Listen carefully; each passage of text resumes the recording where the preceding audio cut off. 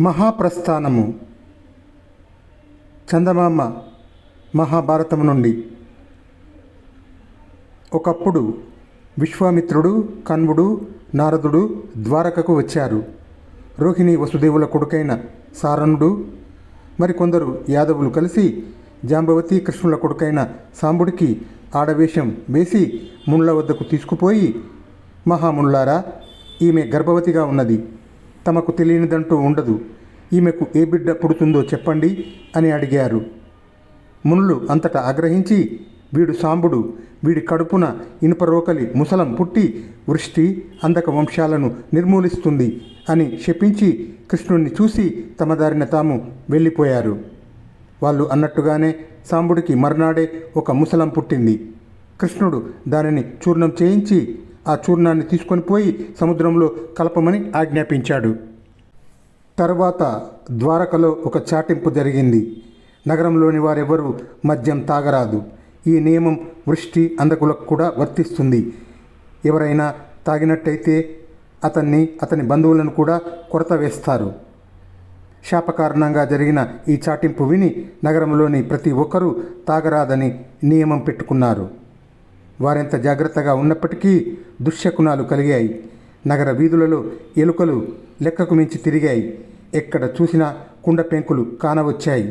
పక్షుల కూతలు, జంతువుల అరుపులు మారిపోయాయి.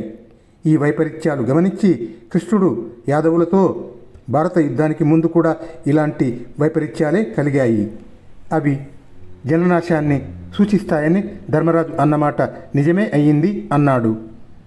అతను యాదవులను అందరినీ సముద్ర తీరానికి యాత్రకు బయలుదేరదీశాడు. వృష్టి అందకులందరూ తమ తమ భార్యలతో కలిసి సముద్ర తీరానికి ప్రయాణమయ్యారు. భక్ష్యాలు, భోజ్యాలు, మద్య మాంసాలు సిద్ధం చేయించారు. ఏనుగుల మీద, రథాల మీద, గుర్రాల మీద వెళ్ళి సముద్ర తీరాన తమ ఇష్టానుసారం బసలు ఏర్పాటు చేసుకున్నారు. కృష్ణుడి చిన్ననాటి మిత్రుడైన ఉద్ధవుడు యాదవ వీరులను సముద్రం ఒడ్డుకు తీసుకుపోతుంటే కృష్ణుడు వద్దని కూడా అనలేదు. ఇక యాదవుల ప్రవర్తనకు హద్దు పద్దు లేకుండా పోయింది. వారు ఆహారాన్ని కోతులకు వేశారు. వాద్యాలు మ్రోగాయి, నృత్యాలు ఆరంభమయ్యాయి. అందరూ తాగటం ఆరంభించారు. కృష్ణుడి సమీపంలోనే కూర్చొని బలరాముడు, కృతవర్మ తాగటం మొదలుపెట్టారు. సాత్యకి, బభ్రువు, గదుడు కూడా తాగారు. సాత్యకి తాగిన మత్తులో కృతవర్మతో, నువ్వు కాబట్టి ఆనాడు అశ్వత్థామతో పాటు నిద్రపోయే వారిని చంపావు గాని అది క్షత్రియుడు చేసే పని, యాదవులు హర్షించే పని కాదు అని ఎత్తి పొడిచాడు. ప్రద్యుమ్నుడు కూడా కృతవర్మను తూలనాడాడు. అవును అవును, చెయ్యి తెగి ప్రాయోపవేశం చేసిన భూరిశ్రవుణ్ణి చంపిన నీవే గొప్ప క్షత్రియుడివిరా అన్నాడు కృతవర్మ. కృష్ణుడు కృతవర్మకేసి కోరచూపు చూశాడు. ఈ నీచుడి తమ్ముడు శతధన్వుడే గదా శమంతకమని కోసం సత్రాజిత్తును చంపింది అన్నాడు సాత్యకి కృష్ణుడితో. ఈ మాట విని సత్యభామ ఏడుస్తూ కృష్ణుడి తొడపైన చతికిలబడి అతనికి కోపం తెప్పించింది. నీ ఊరుకోవమ్మా, ఈ దుర్మార్గుణ్ణి ఇప్పుడే దృష్టదుమ్న శిఖండుల దగ్గరికి పంపేస్తాను అంటూ సాత్యకి లేచి కత్తితో కృతవర్మ తల నరికాడు. కృతవర్మను చంపినందుకు భోజులు అందరికీ కోపం వచ్చింది. వారు సాత్యకిని చుట్టుముట్టి తాము తాగటానికి ఉపయోగించిన పాత్రలతో అతన్ని కొట్టారు. అది చూసి ప్రద్యుమ్నుడు ఆ భోజుల మీదికి వెళ్ళాడు. భోజులందరూ చేరి సాత్యకిని, ప్రద్యుమ్నుణ్ణి చంపేశారు. అంతటా కృష్ణుడికి కోపం వచ్చి పిడికెడు తుంగ పీకాడు. అది కాస్త ఇనపరోకలి అయింది. దానితో అతను ప్రముఖులు అందరినీ చంపాడు. ఆ తుంగనే పీకి భోజులు, అందకులు, శేనేయులు, వృష్టివంశం వారు అనే యాదవ జాతుల వారందరూ ఒకరిని ఒకరు చంపుకున్నారు. వారి చేతుల్లోని ఒక్కొక్క తుంగకాడ ఒక్కొక్క ముసలం అయింది. తప్పతాగి తండ్రి కొడుకులు సైతం ఒకరినొకరు చంపుకున్నారు. చేతిలో ముసలం పట్టుకొని ఉన్న కృష్ణుడు చావగా మిగిలిన యాదవులను పూర్తి చేశాడు. అప్పుడు బభ్రువు, దారుకుడు కృష్ణుడి వద్దకు వచ్చి, అయ్యా, అందరినీ చంపేశారు, ఇక బలరాముడి గారిని వెతుకుదాం పదండి అన్నారు. వారు ముగ్గురు బలరాముణ్ణి వెతుక్కుంటూ వెళ్ళి ఆయనను ఒక చెట్టు దగ్గర చూశారు. ఆయన విచారంతో ఉన్నాడు. కృష్ణుడు దారుకుడితో, వెంటనే హస్తినాపురానికి వెళ్ళి యాదవ వినాశనం గురించి చెప్పు, అది విని అర్జునుడు తప్పక వస్తాడు అన్నాడు. దారుకుడు రథం తీసుకొని బయలుదేరాడు.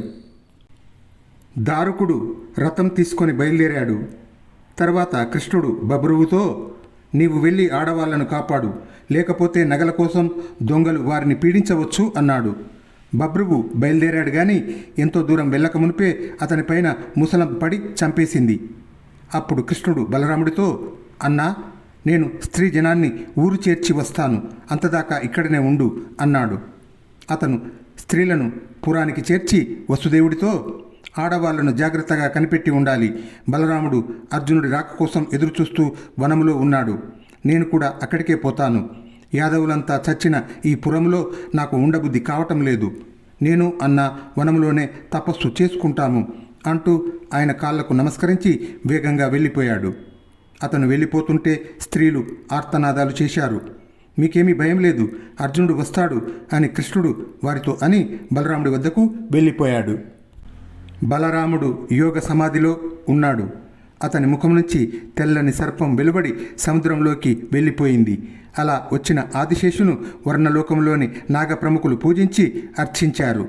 బలరాముడు దేహం చాలించటం చూసిన కృష్ణుడు నిర్జనమైన వనములో కొంతసేపు తిరిగి ఒకచోట పడుకొని యోగ నిద్రను అవలంబించాడు. అక్కడికి జరుడు అనే బోయవాడు వేటకు వచ్చాడు. వాడికి కృష్ణుడి పాదం కనబడింది. అదేదో మృగమని వాడు ఆ పాదాన్ని బాణంతో కొట్టాడు. తర్వాత వాడికి మనిషి అన్న సంగతి తెలిసి పశ్చాత్తాపంతో కృష్ణుడి కాళ్ళు పట్టుకున్నాడు. కృష్ణుడు ఆ జరుణ్ణి ఓదార్చుతూనే ప్రాణాలు విడిచాడు. అతని శరీరంలో నుంచి గొప్ప తేజస్సు బయలుదేరి పైకి వెళ్ళిపోయింది. దానికి దేవతలు, అప్సరసలు, మునులు ఎదురు వచ్చి స్వాగతం ఇచ్చారు.